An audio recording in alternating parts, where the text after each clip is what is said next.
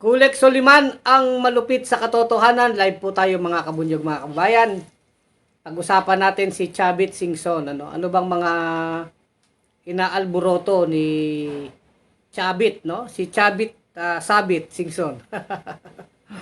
Ha? Yung kanyang press con, pag-usapan natin, yun ba'y pasabog o pautot? Pasintabi po sa mga kumakain, ano?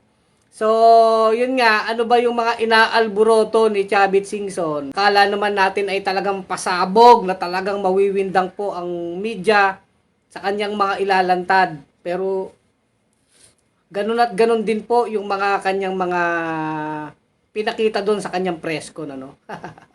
Ah, parang wala namang bago, no?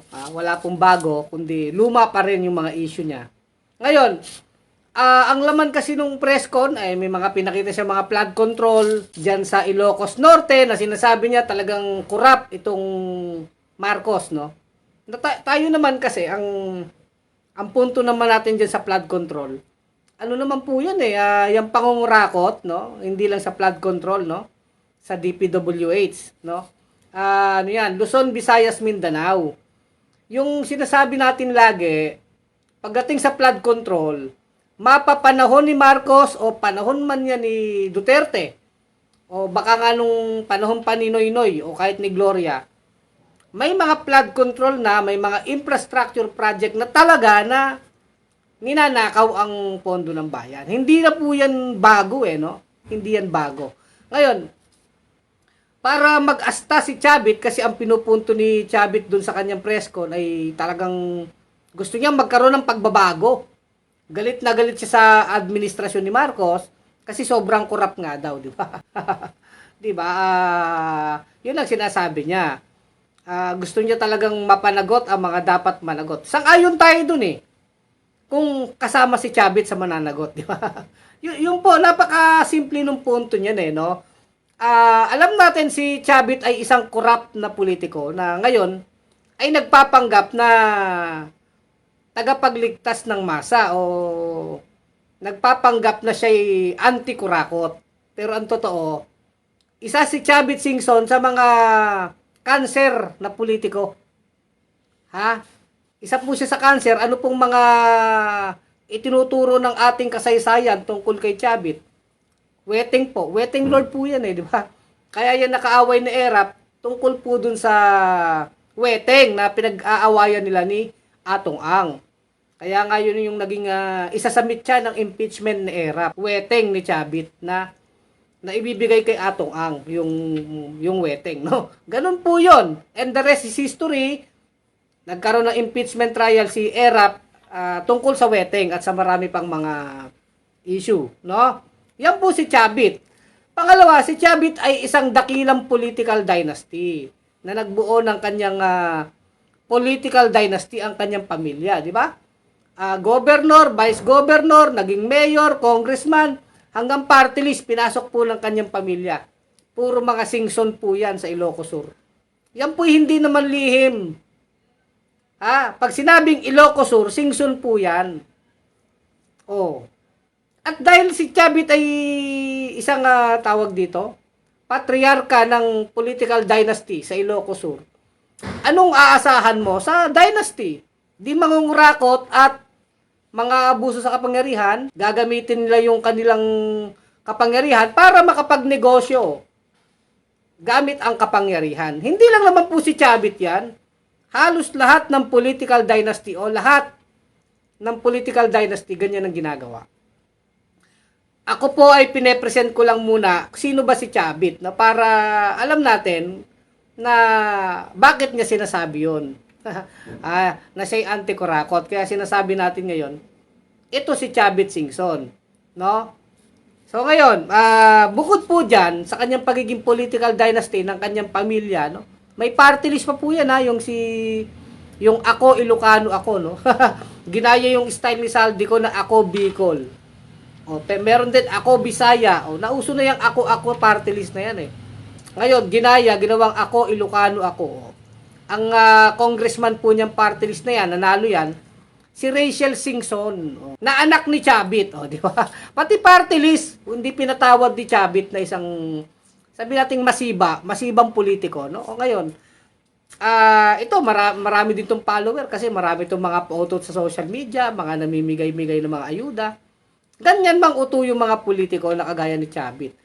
Ngayon, kung ang pinag-uusapan ay flood control, mga kabunyog, mga kababayan, si Chavit po, ang pamilya ni Chavit ay meron ding kumpanya na construction company. Contractor si Chavit Singson at ang kanyang pamilya. Yan po'y recorded, no? Hindi po yan na haka-haka o pa-fake news lang. Yan po'y recorded, yan po'y may mga opisyal na dokumento sa gobyerno. Ha? Si Chavit Singson po at ang kanyang pamilya ay contractor ng flood control. Ang nakuha nga niya na flood control project ay nagkakahalaga ng 2.7 billion mula po noong 2016 sa panahon ni Duterte hanggang sa panahon ni Marcos. Hindi pa natin alam yung ibang project nila, di ba? Di ba kasi naging dating governor yan. Siyempre, may kontrata pa rin siya dyan. Puro pagnanakaw po yan dynasty yan Sa totoo lang yan. Ngayon, flood control muna tayo ha.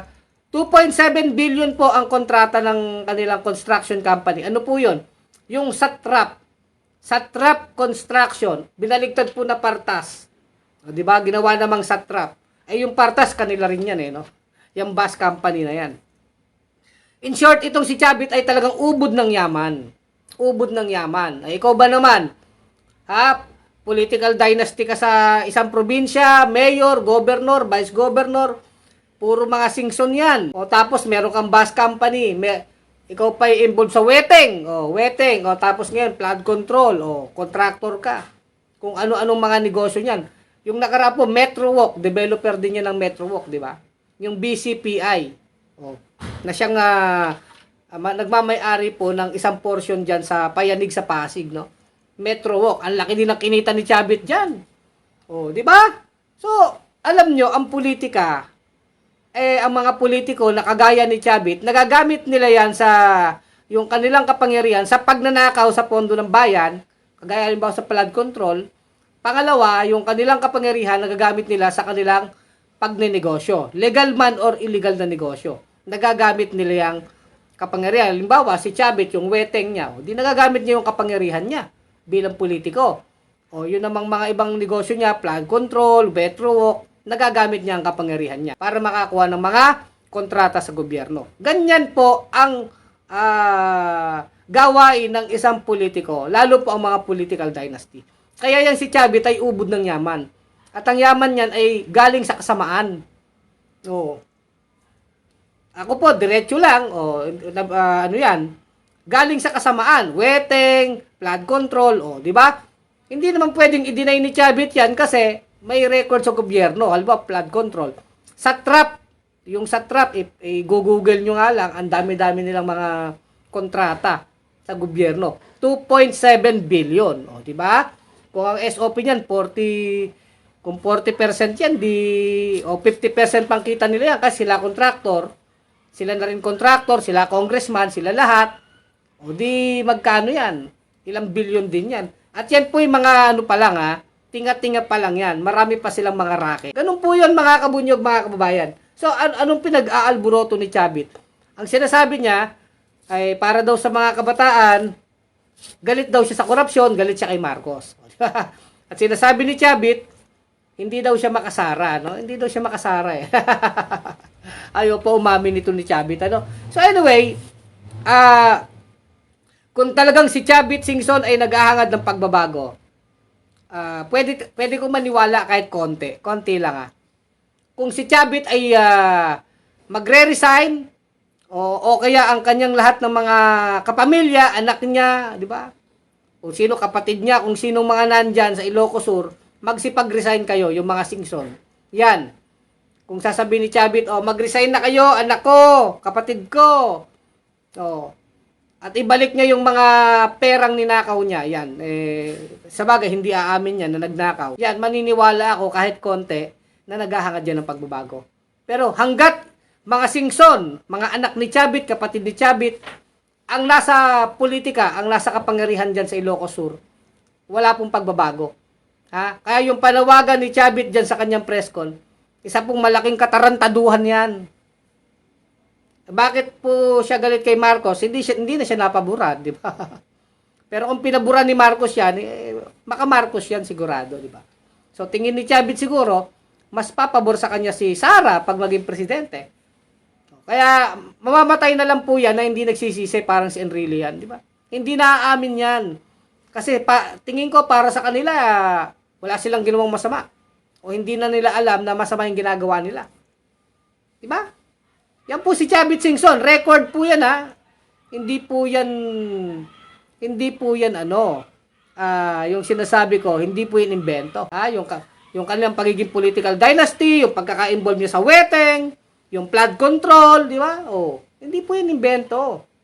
At marami pang iba. O yung Metro Walk, na sinasabing bahagi ng Metro Walk, na binalik sa pamahalaan or sinasabi ni-rent. Sabi ni Chavit, nire-rent daw sa kanila yun para maging sa station ng Metro Manila Subway Project. Di ba? Kasi may project ngayon sa Metro Manila, yung subway. 17 station yan. Isang istasyon yan dun sa may Ortigas, kung saan nahagip po yung property ng mga Singson, nila Chavit, yung Metro Walk. O, yung Metro Walk ay pag-aari yan ng BCPI, no? Yung BCPI ay pag-aari ng mga Singson. Nila Rachel Singson. Si Rachel Singson ang congressman ng Ako Ilocano Ako party list. O, di ba? Liwanag. O, parang si Chavit, parang bilyar din yan. Bilyar. O, yung mga bilyar, ginamit ang kapangyarihan sa politika para lalong magpayaman, bukod sa pangungurakot, di ba? Di ba? Ganun lang po yan kasimple. So, mukhang hindi na napayagan si Chavit. Yan ang sabi ni Montulfo. Mukhang yung deal ni Chavit sa gobyerno, hindi na pinayagan yung lease. Kung anumang arrangement niya sa gobyerno, yung Metro Walk, ayan na po, nag-aalburoto si Chavit ngayon. So, kung sasabihin ni Chavit na para siya sa bayan, para sa pagbabago, ewan ko. Anong bago? Kung yung mismong nagsasalita sa atin, luman-luma. Di ba? Anong pagbabago ang sinasabi ni Chavit? Sila nga ang luma yung anak niya. O, yung asawa niya, kung sino asawa niya, sorry. Yung palang mga anak niya, kapatid niya, siya mismo, dynasty. May hawak ng kapangyarihan, may hawak ng negosyo, may flood control. O, ngayon, galit na galit siya kay Marcos kasi yung flood control na bulgar. Ngayon, kung binubulgar niya yung mga flood control nila Sandro dyan, sa Ilocos Norte, wala tayong problema doon. Kung nagnakaw talaga yan, kung palpak yung flood control na yan, di managot. Kahit Marcos pa yan anong pakialam natin dyan, di ba? O, tignan mo rin yung Davao, yung Cebu, di ba? Wala naman tayong pake. Kahit sinong politiko yan di ba? Wala tayong pake. Kung nakita natin na talagang yan ay ninakaw, palpak, pinagsamantalahan, inabuso yung pondo ng bayan, ikulong ang mga yan. Mga kurakot, ikulong na yan. Di ba? Manong Chavit. Di ba? Kaya, sa totoo lang, marami pang naloloko tong si Chavit Pero kung titignan mo siya mismo, bilang siya'y cancer sa lipunan. Kaya, minsan nagtataka nga ako, bakit minsan may mga Pilipino mas naniniwala pa sa mga kagaya niyan, di ba? Kitang-kita naman yung pagkatao nila. Na, yan talaga, kaya yumaman yan, dahil sa kapangyarihan nila, ginamit ang kapangyarihan sa pagpapayaman. Di ba po, Ma'am Wilma Suarez, Froilan Monsalud, Serapico, wala nang naniniwala kay Chavit Singson ngayon. Actually, maraming naniniwala nga marami siyang follower no? Nagpapaulan ng pera yan no? Ganyan, utuin ng mga politiko, ang mga tao, lalo po yung mga kababayan nating naghihirap. Pinapaulan lang nila ng pera, ayuda, pajikas, tuwa na yung maraming masa dyan. Hindi natin masisi ang tao sa sobrang kahirapan, kumakapit na sa mga ganyang pautot at pakulo. O ngayon, nananawagan si Chavit Singson ng one-time, big-time rally. O, di ba? Nakakailang one-time, big-time na ba itong mga DDS, no? Itong sila Chavit. DDS po yan Although ayaw niyang aminin, Parang si Guanzon yan, ayaw umamin na DDS. O, ngayon, anong sabi ni Chavit? Kakausapin niya lahat daw ng mga religion, o, di ba?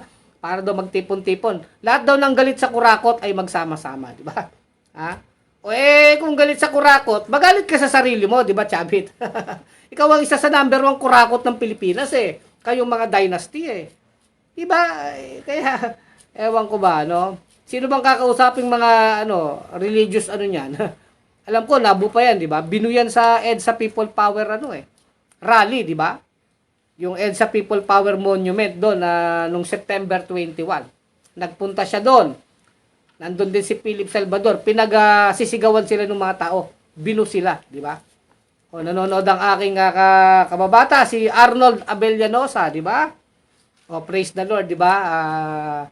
Kababatang Noknok. Di ba? Tama naman tayo kasamang Arnold Abellanosa. Di ba? Ang gusto lang natin kabutihan, katotohanan eh. O, ito katotohanan. Kapag ikaw ay political dynasty, isa kang cancer. Pag sinabing political dynasty, halos buong pamilya mo nasa politika. Ibig sabihin, sugapa ka. Sugapa sa kapangyarihan. Asawa, anak, pamangkin, kapatid, manugang, lahat sila. Pinsan, nasa politika na. Sila nagahari. Wala nang itinira sa iba. O di kung mga dynasty, ibig sabihin, gahaman yung mga yan. At ano ang gagawin yan? Bakit lahat sila nandyan sa politika? Masarap sa politika eh. Madaling yumaman, madaling magkapera, madaling magnegosyo, di ba? Di ba Sir Jun Kabinbin? Oh. Nanonood din si Emmanuel Sabasan, ang matapang nating kabunyog. Kabunyog Anghel, Di ba, kabunyog Anghel? Kaya yung mga dynasty, pag dynasty, automatic, sugapa ayan sa kapangyarihan. O, di ba? Mukhang matino pa si Bingbong kumpara kay Chavit. Si Bingbong, di ba, nag-born again yon? Oh. Pero nag-born na gano'n yan, di ba? Congressman naman yan si Bingbong Crisologo. Hindi naman dynasty yan di ba? Alam po, isa lang naman yata ang niyan, So, yun po, yun si Chavit, at ito pa nga, parang nag-aala, kibuloy pa nga itong si Chavit, meron pa siya mga formula. Yun daw 40 years, mahalagang number daw yung 40 years, no? Na si Marcos daw ay masisipa ngayong 2026. Kasi daw, 40 years ago, yung tatay naman ni Marcos, si Senior, yung pinatalsik sa EDSA People Power Revolution, di ba? Yung si Marcos Sr. ay napatalsik sa pamamagitan ng EDSA People Power Revolution. So, 40 years ago, sabi ni Chavit, si Marcos naman daw, kaya 2026. O, di ba? Nagano siya, yung mga divine providence. O, imagine, gamitin pa ang Panginoon, ang Diyos, Ibig sabihin, tutulungan sila ng Diyos. O, di ba? Sinong Diyos nyo? Chavit, baka si Kibulo yan. Ginagamit nila yung salitang divine providence. Hindi ba kayo nangingilabot? Hindi ba siya nangingilabot sa kanilang mga balahibo nila, di ba? Sino mga mahilig gumamit ng mga Diyos-Diyos dyan, ng mga politiko? Yang si Chavit, o si Alan Cayetano, si Joel Villanueva, o tignan nyo si Joel, o di ba? Di ba? Grabe, hinahatiran ng SOP, ilang milyon nyo? 150 milyon. Di ba? Sumabit sa flood control yan si Joel. Pero pinagtatanggol yan ng kanyang tatay na pastor. Then, na congressman din, si Villanueva. Ano rin yan? Dynasty din yan. Sa Bukawe, sila mayor. Yung congressman, yung tatay niyang pastor, si Eddie, si brother Eddie Villanueva. Bukod sa pastor, nag-congressman pa sa party list, yung Sibak party list. Sibak, sinibak yung pera ng bayan. Tapos si Joel naman, senador. Di ba? Ginagamit ang pangalan ng Panginoon, kagaya ni Chavit. Si Alan, ganun din. Si Alan Cayetano, yung asawa naman niya, congressman din yata, mayor ng Taguig, di ba? Pati yung kapatid niya, si Pia Cayetano, congressman. Dynasty din yan, di ba? Mahilig din gumamit ng mga salitang Panginoon yan. Pero 50 million ang kaldero ni Cayetano. Yun sa Southeast Asian Game ba yun? 50 million yung kaldero, nakalimutan nyo na ba yun? Isipin nyo, mahal-mahal yun. Yung lang yun para sa seremonya, no? Hindi mapaliwanag ni Alan kung ba't 50 million yung kaldero niya. Tapos yung 10K ni Alan, wala. Hindi naman binigay. Pinangako lang ni Alan, di ba? Yung 10K niya. Nanloloko ng tao, tapos pag sinisingil, nagagalit sila. So, ganyan po, nakikita natin. Ako po, kung ano lang naman ng totoo sinasabi ko, di ba? Kaya, yung yung papresko ni Chavit Singson, makikita nyo talaga, kung galit siya sa kurakot, dapat magalit siya sa sarili niya, mag-resign yung buong pamilya niya sa politika at ibalik nila yung ninakaw nilang yaman. Diyan, maniniwala ako na talagang siya ay gusto niya na ng pagbabago ng kabutihan ng bayan. Di ba? Hindi pwedeng sasabihin mong, gusto ko ng kabutihan, ng pagbabago sa Pilipinas, pero todo ka naman sa pagnanakaw. Ikaw pa rin ang nasa posisyon. Ang tao na nagsisisi o gusto mo ng kabutihan, gawin mo yung pagsisisi mo, di ba? Hindi pwedeng ginagamit mo lang yung salita ng Diyos. Iba naman yung sinasabi mo sa ginagawa mo. Oh, kagaya nung flood control ni Chavit. Oh, magkanong SOP nyo dyan, Chavit? Alangan namang wala. Aaminin mo ba na nag-SOP ka? Siyempre, hindi nyo aaminin. Kaya lang, nandyan may flood control kayo. 2.7 billion. Oh, magkanong SOP, Chavit niyan? Hindi mo naman aaminin yan di ba? Pero kayo, ang hilig nyo sa politika, di ba? Oh, di ba? Lahat kayo nasa politika na. Ibig sabihin, masarap sa politika kasi nakakapagnakaw kayo. Oh, yun lang yun. Dahil kung wala kayong mahihita dyan, wala kayong nanakawin dyan, hindi kayo magpopolitiko. O, di ba? O, nagagamit nyo ang politika sa pagnanakaw, sa pagninegosyo nyo. Kaya kayo nandyan, kaya kayo dynasty. Yan ang katotohanan, mga kabunyog, mga kababayan. Kaya ganyan yung mga politiko. Lahat ng dynasty, ganyan dahilan. O, tignan nyo sa San Jose del Monte, Bulacan, sa aming bayan. O. Mag-asawang, congressman. Si Robes, yung asawa niya, mayor, Robes. Pag natapos na yung term nila, palitan na naman sila. O, di ba? O, di ba? Ganun lang naman yung mga dynasty. Hindi lang yan naman sa San Jose, hindi lang naman yan sa Ilocos Sur. O, hindi lang yan sa Davao sa mga Duterte. Kahit saan naman po halos ang dynasty, di ba? Kaya hindi napakasama. O, sabi ni C.F. Richard Galang, divine providence kung hindi mga magnanakaw, killer at rapist ang kinakampihan. Kaya nga Kaya yung divine providence niya na yan, malamang yung divine niya dyan, si Kibuloy. Mawalang galang na, di ba?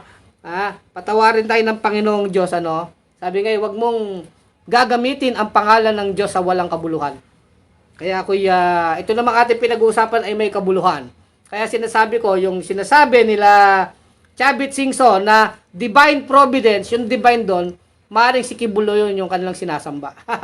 Tagapagtanggol ng ni Kibuloy ang mga DDS, di ba?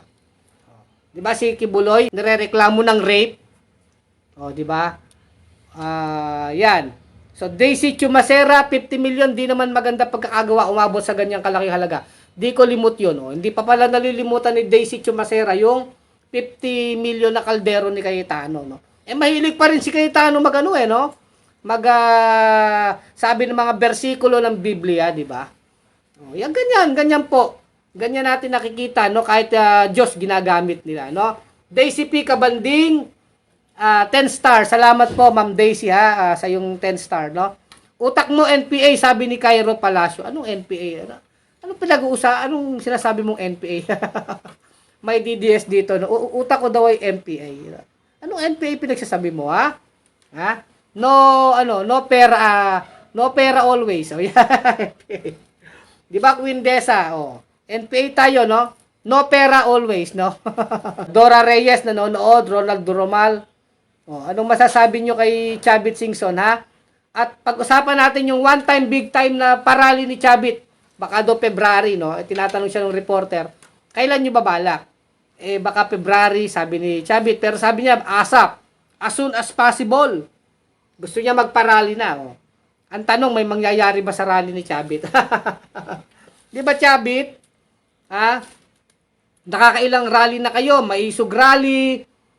Ilang maisog na kayo? Wala. Wala namang nangyayari. Maraming langaw. Wala ring langaw, di ba? Kahit langaw, ayaw pumunta, di ba? Ipakita nyo yan, Chavit, 1 million. Pakita nyo sa EDSA, di ba? Di ba? Kung anti-corruption, totoo yan. Anti-corruption, gusto ng tao talagang labanan ang korupsyon. Wala namang matinong tao na gusto ng korupsyon. Lahat tayo ayaw niyan. Ang tanong, yung bang mga pinapangaral nyo ay ginagawa ninyo? Di ba, Chavit Singson? Richard Min TV. Richard Min TV. Good evening, Kules. Good evening sa inyo, Tony Mansilungan, negosyo na politika. Ngayon, hindi na paglilingkod sa bayad, kundi pagpapayaman na lang ng kanilang pamilya. Yan ang politika sa Pilipinas. Sabi ni Tony Mansilungan. Totoo yan. Bert Kaliw-Kaliw, nanonood sa atin, Let's Serka, bangag na yang Chavit na yan. di niya mauto si PBBM. O, mukhang ano nga eh. Sabi niya nga kay Marcos, kay PBBM, yung dati niya daw kaibigan, no, di ba? O, sabi ni Lawrence Mendoza, ang aking nanonood sa atin, ano? Lawrence Mendoza, pa-shoutout po, Sir Kulex. Lalangawin po rally ni Manong Chavit, walang naniniwala po sa kanya, sabi ni Lawrence Mendoza. Ako nga, baka kahit langaw, hindi pupunta eh. Si Admin Rich pala yon, si Richard Min TV, oh, nagba-vlog din si Admin Rich, di ba? Oo, hindi na nabobo, hindi eh. Hindi, kumbaga para kay Chavit kasi, kaya siya galit na galit kay PBBM. Ang sinasabi ni Montulfo, hindi na nakahirit si Chavit dun sa Metro Walk, dun sa may Pasig, sa may Ortigas. Yung pong Metro Walk, nandyan po ang mga bar, I think may mga malls dyan, ano? Nandyan lahat ng negosyo. Sila Chavit po naghahawak yan, kaya lang mukhang binawi na ng gobyerno yung lease. Ganun yung sinasabi ni Montulfo. Kaya si Chavit ay nag-aano ngayon, naguhurmentado, di ba? Tingin ko, bukod nga dyan sa Metro Walk na yan, talagang maka-Duterte itong si Chavit, no? At tingin siguro ni Chavit, mas makikinabang siya kay Sara. Kaya kumbaga sa politiko, mas susugal siya kay Sara. Diba? Kaya gano'n, binabanatan niya ngayon si Marcos, ina-expose niya yung mga flood control sa Ilocos Norte, di ba? Tayo naman, ganito lang naman ang sinasabi natin. Ina-expose niyo yan. Ang dami nag-expose. Si Chavit. Ang dami nagsasabi. Yung sila Jimmy Bundok. Sila yung dating executive secretary ni Marcos. Yung attorney niya. Yung si ano. Pangalan attorney niya na yan. O yan. Ang dami nilang nagsasabi na may kurap. O. Simple lang ang gagawin ninyo. O. Kayo naman mga abogado, mga politiko, may mga pera kayo. O. Pailan nyo ng kaso, latagan nyo ng ebidensya. Ganun lang kasimple yun. Kung yan ay kurap at may ebidensya yan, sasama kami sa inyo. Pero hindi pa pwede dyan na binabanatan mo, puro ka naman daldal. Kayo yung may kakayahan na mag-file ng kaso dyan eh.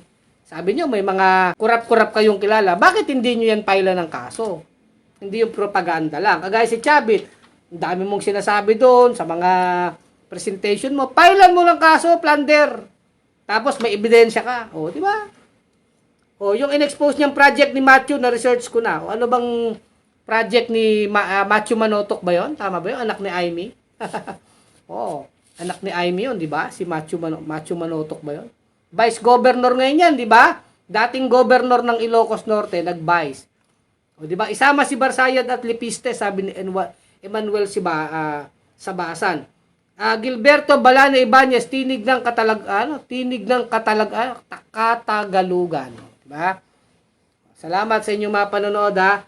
O di ba? Sabi ni Admin Rich, tama. Ganun lang naman tayo, Admin Rich, di ba? Pailan nyo ng kaso, lagyan nyo ebidensya, o yun. Kung may ebidensya nagnakaw, ba't naman natin kakampihan? Pero kung invento nyo lang yan or wala naman kayong ebidensya, anong magagawa? Anong niyan? Wala. Di ba? Wala. Sabi niya kay Sandro, pero kay Macho pala. Sa anak ni Marcos pala, no? Ni Aimee Marcos, ano? Oh. Ganun ba yon, Admin Rich? Oh. Sabi niya kay Sandro, pero project pala ni Macho, yung anak ni Aimee. Oh. Kasi yung anak ni Aimee, dating governor ng Ilocos Norte, ngayon vice governor na lang. Oh, di ba? Oh, yun yung ano natin diyan. Watching from your cellphone, na Admin Rich. Oh. Anong masasabi ninyo kay Chavit? Ako talaga, bakit Ilocos Norte lang? Bakit Ilocos Sur lang? Para sa akin po, para sa atin po, lahat na yan. Buong Pilipinas na. Bakit DPWH lang? Bulat-latin na natin. Pati DepEd na yan, DOH na yan. Kung kailangan bulat-latin lahat ng korupsyon sa gobyerno, gawin na natin ngayon. Yan ang magandang one-time, big time. Hindi yung one-time, big time ni Chavit. Ngayon na lahat na, bulat-latin na natin. Huwag na natin tipirin ang laban sa korupsyon. At kung talagang may nagnakaw dyan, nagsamantala, sige, labasan ng ebidensya, pailan ng kaso, ebidensya, ikulong. O mga kurakot, ikulong na yan. Kaya nga, yan din ang hamon kay sa admin ni PBBM, na pinangako nga ni Boying, may makukulong na big fish. Kaya yan din, iniintay din ng tao yan. Kailangan makita natin, may big fish na makulong. Although big fish naman sila Sara Diskaya, o di ba, mga nakulong na yan ng mga magnanakaw na engineer sa DPWH, gusto ng tao may makulong na, halimbawa, si Chavit, ipakulong mo. Yan, maganda, big piece si Chavit. O, yung kung sino mga anak o congressman o governor na yan ng mga, o halimbawa, si Joel Villanueva, Codero, makulong yan, si Jinggoy, si Budots Revilla, yung talagang may mga ebidensya ng pagnanakaw. Di ba? O sinasabi, Martin Romualdez, kung may ebidensya, ikulong yan. Saldico, ikulong yan. Si Roque, aresto yan, ikulong yan. Pati mga Pogo, DPWH, hindi lang sa flood control. Pati Pogo, korupsyon, lahat ng kurakot. Sa lahat ng ahensya ng gobyerno, ikulong natin, di ba? Mga kabunyog, mga kababayan. Wala tayong pipiliin. O, di ba? Yun yung iniintay ng tao na may makukulong na big fish. O yan, iniintay ng tao yan, Boying. Dapat tuparin nyo rin yung sinabi nyo sa tao. At yan naman yung kailangan. Salamat, Ma'am Nancy N.Ong, sa 200 stars, ha? Ma'am Nancy N.Ong, di ba? Kahit makamarkos ako, pero gusto ko kung may ebidensya talaga ikasuhan, walang pipiliin. Tama ka dyan, admin rich, ha? Tama ka dyan. O, ganun din naman ang posisyon ng bunyog. Tayo nga, ayaw naman natin makamarkos, makaduterte, makakino, maging makabayan tayo. Yung pagmamahal sa bayan, walang pinipiling politiko. Kung mali, mali. Kung tama, suportahan natin. Ganun kasimple, di ba? Ganun kasimple yan. Pero hindi pwedeng maninira ka lang. Maninira ka, magpopropaganda ka. Dapat dyan, may aksyon, may kaso, may ebidensya. Di ba? Muhammad Yuso nanonood. Salamat, ha? O, di ba? Sabi niya, teka. Yun, daming nagko-comment sa atin. So, salamat sa inyong mga comment, ha? So, hanggang dito na lang ang ating vlog. So, yan yung mga alboroto ni Chavit. Eh, alam natin, gusto niya magparali. Ewan natin kung ituloy nyo, karapatan nyo yan, ha? Karapatan nyo yan. Pero tignan nyo, yung isang DDS na general, si Pokis, di ba? Yung retired general, inaresto na. Ngawa ng ngawa. Sinasabi sila daw ay sinusuppress ng gobyerno. Oh, ang dami-dami nyo namang sinasabi. Ang dami, ito in fairness kay Marcos. Oh, dami-dami naman nagsasabing bangag si Marcos, hindi naman dinedemanda, di ba? Bakit dinimanda si Pokis? Oh, nanawagan siya ng withdrawal of support sa Armed Forces of the Philippines, saka sa PNP. Magkaiba yung binabatikos mo yung gobyerno. Kurakot ka, magnanakaw ka, bangag ka, karapatan mo yan. Yung magsasabi kang kurakot, magnanakaw, karapatan ng tao yan. Pero yung sinabi ni Pokis, ano na kayo, mag-withdraw na kayo ng support, mukhang iba yon. So, anyway, siya ngayon, kinasuhan at inaresto at nakapagpiyansa. So, ang daming drama, di ba? Ang daming drama, magpapiyansa naman pala. Di ba? Nagpapakabayani, tapos magpapayansa ka naman. Buti sana kung magpapakulong ka talaga, di ba? So, anyway, yan lang yung sinasabi natin dito na yung makulong ng mga politiko, dapat makulong talaga mga kurakot, di ba? Watching with you now, Kulek. Salamat, Ma'am Cathy Sanada, ha? Maraming salamat, Ma'am Cathy ng Japan. Kayo, nila Ma'am Ina de la Cruz dyan. Yung mga kabunyog sa Japan. Mabuhay ang bunyog Japan, ano? Due to inciting to sedition, kaya siya hinuli. Kaya nga, may kaso. Tapos, kunwari, inaapi. Yun naman pala, magpapiansa. O, di ba? Dumaan sa tamang proseso. Umaangal pa si Attorney Topacio, di ba? Sabi ni Attorney Topacio, hindi daw sila pinapansin ng pulis. Gusto nyo naman, pansinin kayo agad, di ba? So anyway, yan na, nagpiansa na yan. Ang topic naman natin si Chavit, So yun lang po masasabi ko kay Chavit.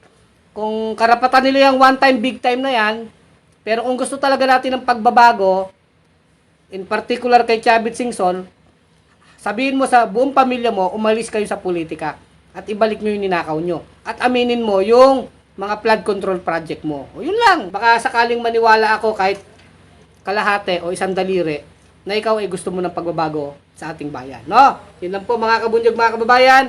Kulek Soliman, ang malupit sa katotohanan sa bunyog pagkakaisa.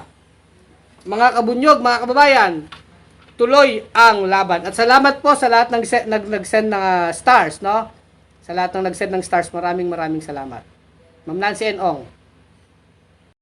Bunyog, halikan na kasama ka.